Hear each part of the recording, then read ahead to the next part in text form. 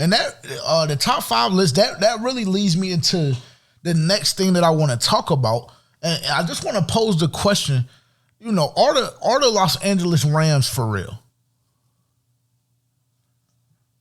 That's the question that I want to pose to you, the listener, and I'll pose it to myself, and I'll kind of give you how I feel and my take on that football team right now. Because a couple weeks ago, I did come in here and say that, 2 weeks ago, I want to say I did come in here and say that the Los Angeles Rams were the best team in the NFC. But the simple fact of the matter is that really just might not be true. Honestly, it might not be true. The Rams are currently 8-3, I believe. Let me take a look because I want to make sure that I'm correct on that. 7-3, pardon me. So they're currently 7-3, second in the NFC West.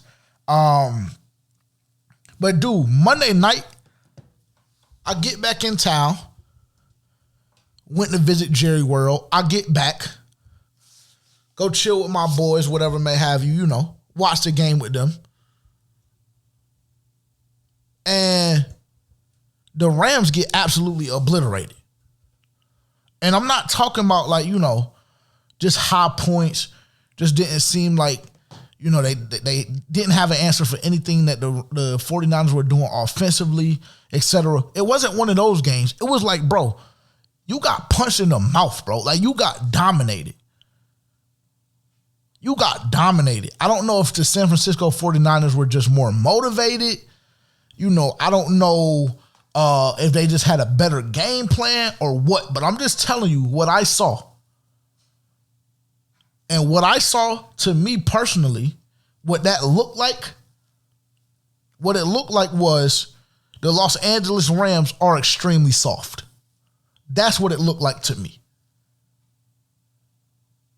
Because from the first kickoff, the 49ers were coming and drilling shit, dog, on both sides of the football. The viral video of George Kittle pancaking Von Miller, the way all of their running backs were running the football. Eli Mitchell, 27 carries for 91 yards. Debo out of the backfield with that new formation they tried, 5 carries for 36 yards. Jeff Wilson, 28 yards on the ground as well. They really just was punching him in the mouth, bro. And then Debo just put on a show against one of the best corners in the league. And I say that with all due respect because I do feel as though Jalen Ramsey is one of the best cornerbacks in the league. But I'm just telling you, if you can't put it together against a team like the San Francisco 49ers, who are currently, let's take a look at their record. Currently 4-5, have been playing average football. Their record speaks to that. If you can't put it together and get it done against them, why should I believe that you should go into, Green Bay in the snow in the playoffs and go win a football game? Why should I believe that you have the ability to go to Dallas and Jerry World with that fan base and win a game? Why should I believe you can fly to the desert and beat one of the more high-power offenses in the NFL in the Arizona Cardinals? Why should I believe that? Because, again, Monday night showed me a lot. And maybe I'm tripping.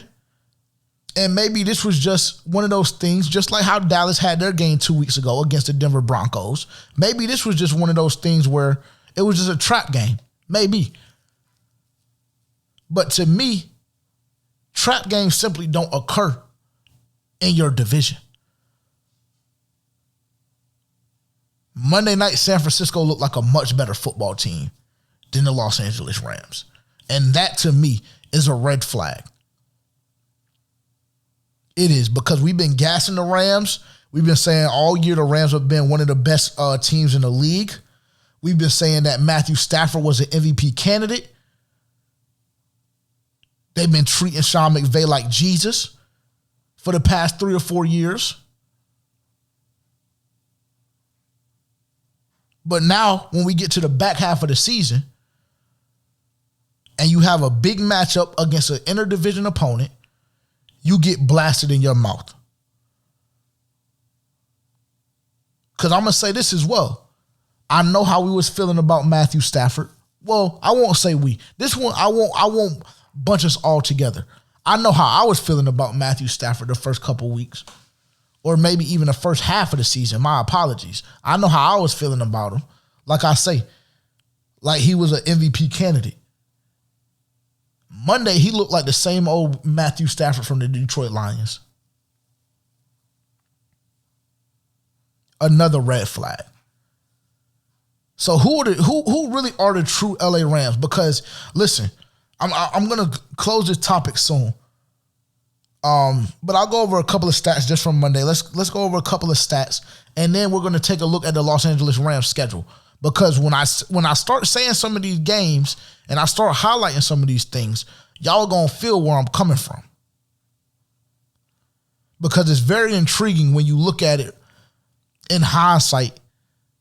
From an outsider's perspective, it's very intriguing when you look at their schedule and how it's played out for them. It really is. So let's just take a look. Like I stated, they came out, got punched in the mouth. Jimmy Garoppolo went for 15 and 19 for 182 yards, 2 touchdowns, no turnovers. I told you all with Eli Mitchell, Debo, Jeff Wilson, those guys, what they did on the ground. Debo also had 5 catches for 97 yards. George Kittle had 5 catches for 50 yards. Then we go take a look at the Rams offensively. Matthew Stafford, like I said, he looked very pedestrian. He looked garbage. He looked shell-shocked. Very loose with the football. 26 of 41 for 243 yards, a touchdown, 1 touchdown, 2 picks. His average completion, 9.3 yards. That to me ain't gonna get it done. And 2 picks definitely ain't gonna get it done. Not when you got to face high power offenses in the NFC. It's not gonna happen. It's not gonna work for you. Darrell Henderson, 5 rushes for 31 yards. They just got punched in the mouth. They got blasted from the jump, like I stated. So they couldn't run the football but 10 times total. That to me is not winning football because you have to have some sort of a run game. You do. Sonny Michel, 4 rushes for 20 yards. Cooper Kupp, 11 for 122. Newly added Odell Beckham, 2 catches for 18 yards. And what I don't want to happen, as I speak on Odell Beckham, what I don't want to happen is I don't want Matthew Stafford to feel as though he has to force Odell Beckham the ball. Because that's what happened on the first drive. And that's what led to the San Francisco 49ers taking an early lead on the Rams. Because that's all that was. Throws it 10 yards over his head, right to the safety, and now the other team is driving. Now the 49ers are driving down the field. So that's what I don't want to happen. I don't want it to be anything forced. Again, 11 for 122 for Cooper Kupp. Van Jefferson, 3 catches for 54 yards. Then a lot of other catches that went for the bare minimum amount of yardage. So yeah, man, the LA Rams got blasted in their mouth Monday, and I don't know how to feel about it. I don't know how to feel about this team any longer. Because we'll just take a look. Okay, so they played the Chicago Bears, beat them by 20. Then they just slipped by the Indianapolis Colts week 2 with a bum-ass quarterback going up against a soft-ass team. But they just slipped by 27-24. Then, okay, so week 3, again, I'm able to take you kind of through my thought process throughout the year as it pertains to the LA Rams. So I'm thinking, your first 2 games, yeah, you beat the Bears and you beat the Colts. Congratulations. Round of applause, whatever may have you. Fuck that. Listen, this is the challenge. Go play Tampa Bay and show me. They come out, they really dominated Tampa Bay. 24-34 doesn't seem as though that's dominance, but they dominated Tampa Bay in that game. Because I remember that game vividly. And they came out and they punched Tampa Bay in the mouth. So, okay, so now I'm thinking of you as, oh, so you really are one of them ones. You are. But then you come back against the Arizona Cardinals, another test, and you get blasted by 17 at home. And then you proceed to have 4 consecutive soft matchups. Seattle, with all due respect to Russell Wilson and the culture that he has played a part in building out in Washington. But you have 4 consecutive soft matchups. Seattle, the New York Giants, the Detroit Lions, and the Houston Texans. Then, after that, so again, like I said, those 4 soft matchups, they win them all. So one more time, once again, we're like, oh, okay, we forget about the Arizona loss. We forget about you getting blasted at home by Arizona by 17. We forget about it. And now you have us feeling as though, oh yeah, that's right. Y'all really are a great football team, right? Then you come out against Tennessee, once again at home, and you lose by 12.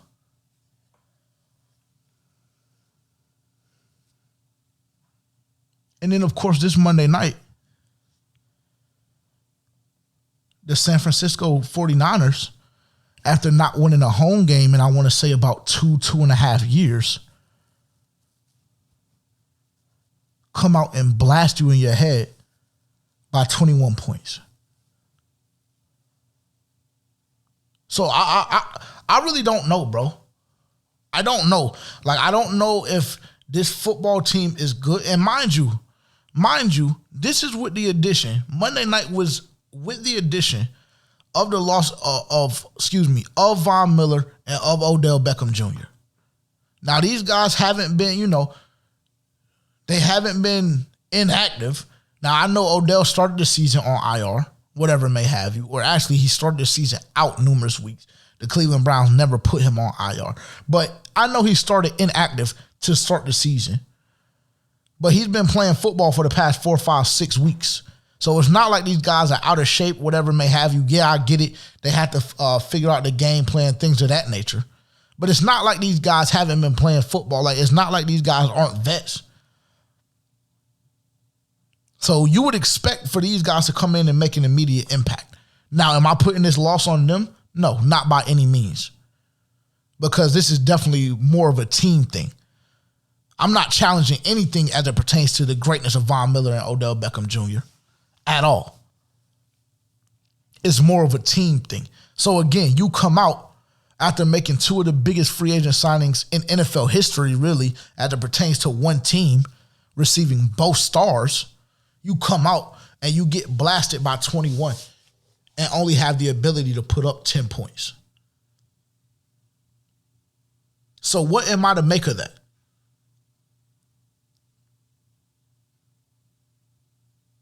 Because I'll be honest, I think the Rams are good. I think they are.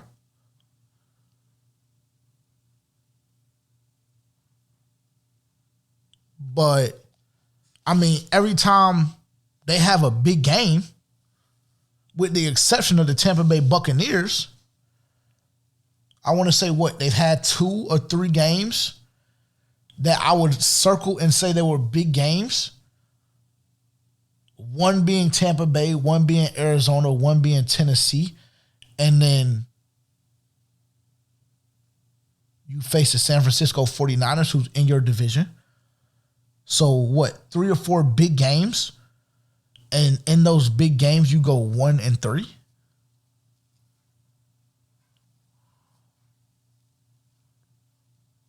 I don't know how I'm supposed to feel. I feel as though the Rams are a good team. I feel as though they're a good football team. 2 weeks ago, I told you with the addition of Odell Beckham Jr. and Von Miller, I told you I felt as though they became the number 1 team in the NFC. I don't feel like that anymore. Clearly, if you refer back to my top 5 list, I don't feel like that anymore. I know that. So I don't know what to make of it all. I'll just be honest. Because, yeah, you can be a good football team, but a good football team only gets you so far in the playoffs. Because now we're not talking about, do they have a chance to make it, MVP races, none of that stuff. Now, at this point in the season, now we're looking at playoffs because the picture is becoming, a little more clear to a certain degree because the NFL is very, very weird right now. Very weird right now. It doesn't seem like any team has the ability to dominate whatever team they face on any given week. I get that. But we're looking at playoffs. And we're looking to see how you stack up against other playoff contending teams. And if I'm just being transparent, I'm just going to check this one thing out real quick and then we'll move on. Because I feel like we spent too much time talking about the Rams. But let's just take a look at this real quick. Let's see what the current NFC standings are. So if I look at it, like I said, are you beating Green Bay? I would have to say the answer is no. Are you beating Arizona? I don't think so. You just lost by 17 to them. Are you beating Dallas? Again, I don't think so. Are you beating Brady twice in a year? Especially hypothetically if you have to go to Tampa Bay? I don't think so. So the top 4 teams in the NFC, in my opinion, based on what I've seen and the inconsistency of play this year, you have to play the top 14, one of the top 4 teams in the NFC. The Rams might get clipped in the first round. With the addition of Odell Beckham, with the addition of Von Miller, with Sean McVay, them treating him like he's the next coming of Jesus Christ himself, with Jalen Ramsey and all the shit he likes to talk, the lockdown defense that he does play at times, I get it. With the brand new stadium, all of that being taken into account, you could be clipped in the first round.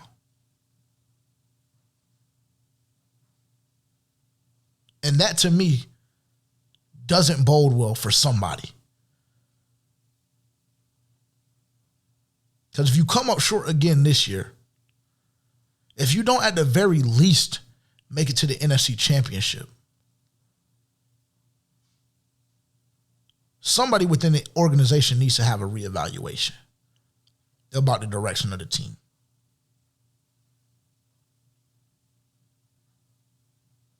And you make of that statement whatever you want to make of it, but that's just the reality of the situation. The Rams are on a bye this week. They come back and play Green Bay.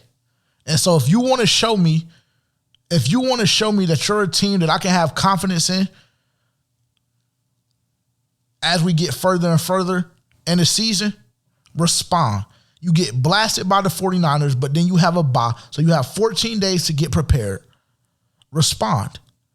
Check that 13 days because they played on Monday night. So, that's neither here nor there. But if you want to show me, the LA Rams want to show me, come next week, make a statement. Make a statement in Green Bay. Show me. Because as I'm looking right now, with you beating the teams like the Chicago Bears, the Texans, the Giants, shit like that, that to me means nothing at all. So I have to see. I'll just be honest with you. And I'll leave that there. Let's move on.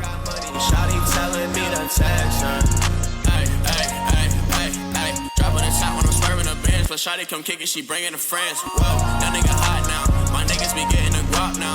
Pull up, we getting the bustin'. Ain't enough for discussion. Let's roll up a Russian. Lil' Shawty, she cute and she give me concussion. Young Mason, he told me to run it.